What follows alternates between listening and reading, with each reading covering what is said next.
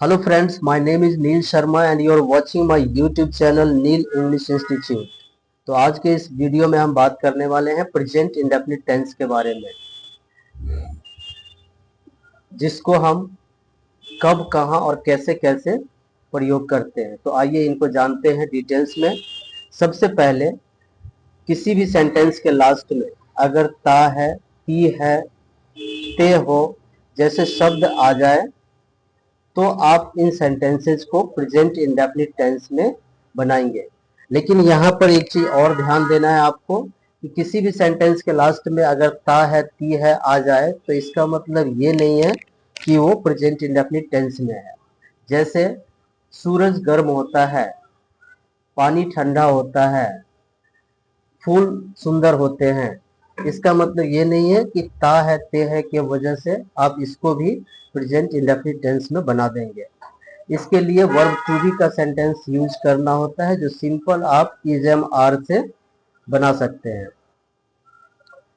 Example के लिए हमने यहाँ पे कुछ एग्जाम्पल्स दिया हुआ है। जैसे मैं सुबह 5 बजे उठता हूँ। अब यहाँ पे जो ता है इसमें काम हो रहा है, एक एक्शन है, एक मूवमेंट है, जिसके लिए हमने वर्ड यूज किया है get up. Means I get up at 5 o'clock in the morning. एक और एग्जाम्पल, वह सुबह 7 बजे स्कूल जाता है। He goes to school eight 7 o'clock। यहाँ एक एक्शन है सेंटेंस के अंदर, एक मेन वर्ब को यूज किया गया है। तो इस तरह के अगर सेंटेंस आते हैं एक्शन के साथ जिसके लास्ट में ता है, ते है, ती हो, तो आप प्रेजेंट इंडेफिनिट टेंस का यूज करेंगे। दूसरा है न्यूज हेडलाइंस। चाहे वो सेंटेंस पास्ट में हो या फिर फ्यूचर टेंस में हो, जब भी कोई भी न्यूज हेडलाइंस होता है उसको हम हमेशा प्रेजेंट इंडेफिनिट टेंस में बनाते हैं। जैसे अमेरिका के राष्ट्रपति भारत आए। अब यहाँ आए ये तो पास्ट टेंस हो गया, लेकिन आपको अगर ये हेडलाइंस में लिखना है तो हमेशा इसको प्रेजेंट इंडेफिनिट टेंस में ही बनाएंगे। For an example, American president comes to India. अब यहाँ पे हमने कम को प्रेजेंट इंडेफिनिट टेंस में लिया है। इसी तरह हमारे प्रधानमंत्री कल यूके जाएंगे। अब ये फ्यूचर टेंस है, फ्यूचर इंडेफिनिट, लेकिन सेंटेंस हमारा हेडलाइंस में क्या बन रहा है, our prime minister goes to UK tomorrow. It means कि इस तरह के जो भी सेंटेंस हो जो मुख्य समाचार हेडिंग में हो वो हमेशा प्रेजेंट इंडेफिनिट टेंस में ही बनाएंगे।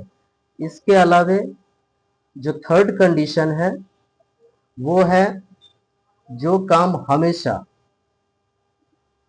या नेचुरली करते हैं। जैसे वह हमेशा मुझसे पैसा मांगता है। He always asks me for money। Means जो नेचुरली हम हमेशा, वह हमेशा मुझसे बात करता है, वह हमेशा मेरे पास आता है। जो आप रोज करते हो, एक जो आपकी प्रैक्टिस होती है सुबह से लेकर के शाम तक, जो डेली आपके लाइफ में घटना घटती है, उसको हम हमेशा प्रेजेंट इंडेफिनिट टेंस में ही बनाते हैं। जैसे तुम हमेशा मुझसे झूठ बोलते हो। यू ऑलवेज टेल मी अ लाई। उसके बाद नंबर 4 जो कंडीशन है जहां आप प्रेजेंट इंडेफिनिट टेंस का यूज करते हो वो है किसी परमानेंट सत्य को बताने के लिए इस टेंस का प्रयोग करते हैं। परमानेंट सत्य क्या होता है, जैसे सूरज पूरब में उगता है।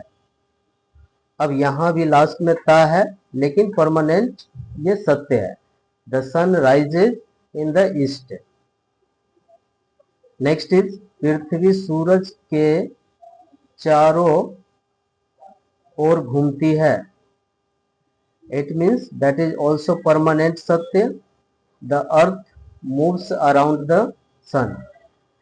तो इस तरह से इन 4 कंडीशंस में हमें प्रेजेंट इंडेफिनिट टेंस का, जिसको हम सिंपल प्रेजेंट टेंस भी बोलते हैं, इसका हम प्रयोग करते हैं।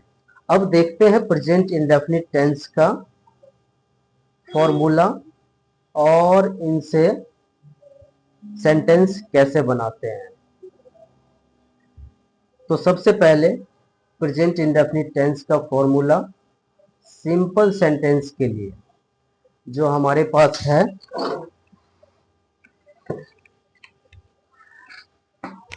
फर्स्ट सब्जेक्ट,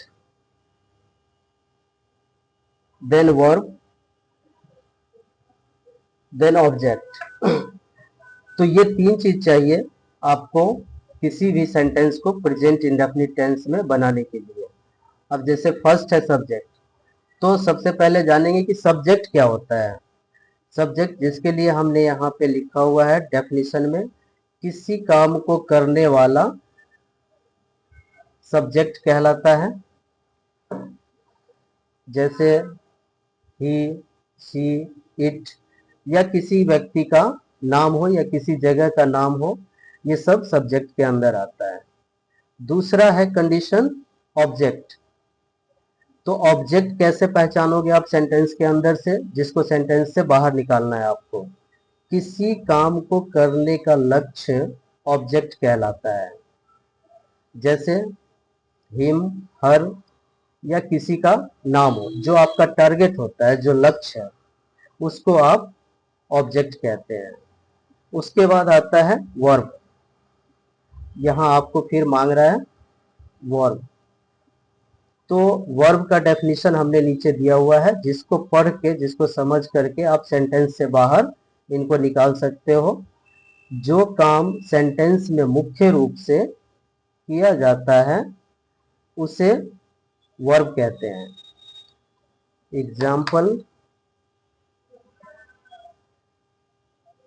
एग्जाम्पल के लिए